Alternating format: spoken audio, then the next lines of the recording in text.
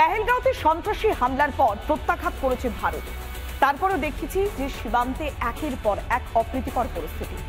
ভারতের সেনা জওয়ানরা পরাক্রম দেখাচ্ছে, ঠিক তখনই ভারতের থেকে, ভারতের খেয়ে, ভারতের পরেই পাকিস্তানের তথ্য পাচার করছে একটি চক্র। পাক গুপ্তচর সংস্থার হাতে ভারতের গোপন তথ্য তুলে দিতে কাজ করছিল একটা সক্রিয় চক্র। সেই চক্রের মূলে যেতেই পাকিস্তান এবং হরিয়ানা থেকে 6 জনকে গ্রেফতার করেছে পুলিশ। তাদের মধ্যে রয়েছে জনপ্রিয় ইউটিউবার জ্যোতি মালহোত্রা এবং দেবেন্দ্র।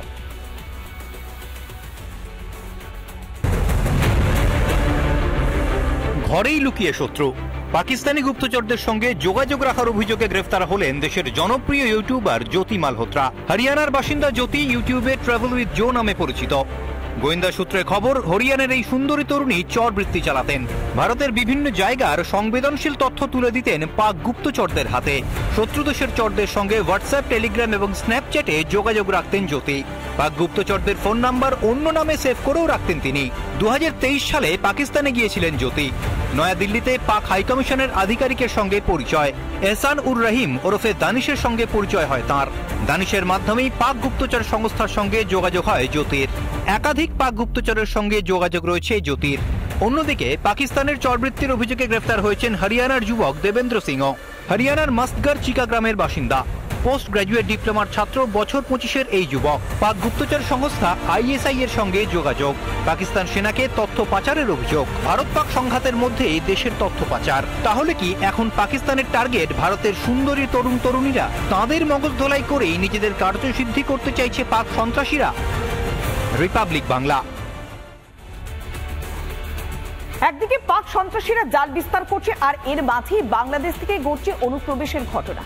শুধুমাত্র অনুপ্রবেশের ঘটনা নয়, বাংলাদেশের বাসিন্দা বেলডাঙ্গার মসজিদের ইমাম, অন্যের নামে তিনি তুলছিলেন রাজ্য সরকারের দেওয়া ইমাম ভাতা। বাংলাদেশ থেকে 4 বছর আগে অনুপ্রবেশ করা সেই সেলিম উদ্দিন এবার BSF এর জালে। কোন ষড়যন্ত্রে বেলডাঙ্গায় ঘাঁটি গেড়েছিল কক্সবাজারের বাসিন্দা? জঙ্গি সংগঠনের স্লিপার সেল কি চালাচ্ছিল সেলিম উদ্দিন? একের পর এক প্রশ্ন এই মুহূর্তে সামনে আসছে।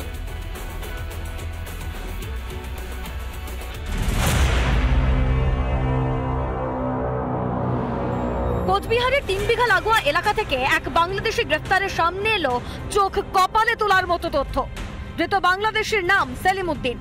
জানা গিয়েছে 4 বছর আগে ভারতে অনুপ্রবেশ করে সে। বাংলাদেশের সেলিম এ রাজ্যে দিব্যি পাচ্ছিল ইমাম ভাতা। নিজের নামে নয়, অন্যের নামের ইমাম ভাতা দিব্যি পাচ্ছিল সে। 4 বছর আগে ভারতে অনুপ্রবেশ।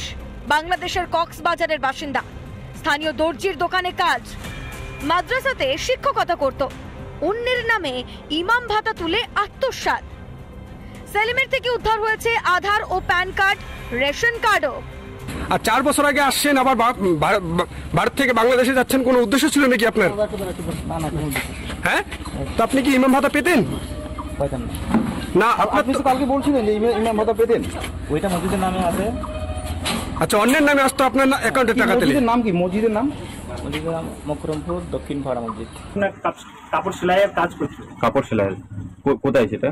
সেটা গ্রামেই করছে। সে তো বাংলাদেশ যেতে গিয়ে ধরা পড়েছে, তার অ্যাড্রেস পাওয়া গেছে কক্সবাজারে, বাংলাদেশ। সেটা আমরা সব জানি না। কোনোদিন কি কথা হতো সেরকম? আমরা সবকিছু সম্বন্ধে আমরা জানি না। আমরা পার্শ্ববর্তী পাশের আমাদের যে মসজিদ আছে, ওই মসজিদে উনি থাকতো। কিভাবে 4 বছর ধরে রাজ্যে ঘাঁটি গেড়ে রইল বাংলাদেশে? বর্ডার সিকিউরিটি ফোর্স আছে যারা বর্ডার গার্ড করছে, আর যাদের 15 কিলোমিটার থেকে 50 কিলোমিটার অব্দি বাড়িয়ে দেওয়া হয়েছে তাদের জুরিসডিকশন, তারা নিশ্চয়ই এটা দেখবে। ওই ব্যক্তিকে সরকার ইমাম ভাতা দিচ্ছে, মাদ্রাসায় পড়াতো, তার ডকুমেন্টস যা যা আছে সেই দেখে যে ভাতা পেয়েছে সেগুলো হয়তো দেখে নিতে হবে। তো বিস্তারিত তো আমার পক্ষে বলা সম্ভব না। তৃণমূল কংগ্রেস এই রাজ্যটাকে বাংলাদেশ বানানোর জন্য যা যা করার সেটাই করছে। প্রমাণিত হয়ে গেল যে বিজেপি সত্যি কথা বলছে। বাংলাদেশে কি করে ইমাম ভাতা পায়? মমতা বন্দ্যোপাধ্যায়ের আমলে সব সম্ভব। তো পশ্চিমবঙ্গকে যদি পশ্চিম বাংলাদেশ বানানো কারো উদ্দেশ্য হয়, তো সে বাংলাদেশিদের ইমাম ভাতা দেবে না, তো ভারতীয়দের ইমাম ভাতা দেবে। বাংলাদেশে পালানোর সময় BSF এর 6 নম্বর ব্যাটালিয়নের কর্তব্যরত জওয়ানরা ধরেছে সেলিম উদ্দিনকে। এরপর তুলে দেওয়া হয় কুচলিবাড়ি থানার পুলিশের হাতে। কেন 4 বছর আগে বাংলাদেশ থেকে এসেছিল সেলিম? কেনই বা হঠাৎ বাংলাদেশে পালাচ্ছিল? তা নিয়ে শুরু হয়েছে তদন্ত। রিপাবলিক বাংলা।